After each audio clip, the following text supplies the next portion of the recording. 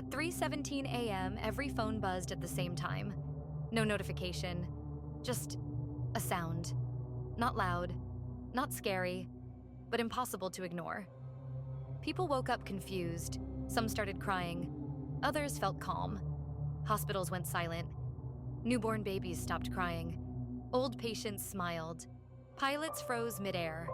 Drivers pulled over. Even animals went still. The sound lasted exactly 7 seconds. Scientists searched for signals.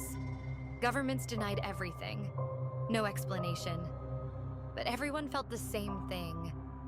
Like the world was being checked. Like something asked, "Are you ready?" And then silence.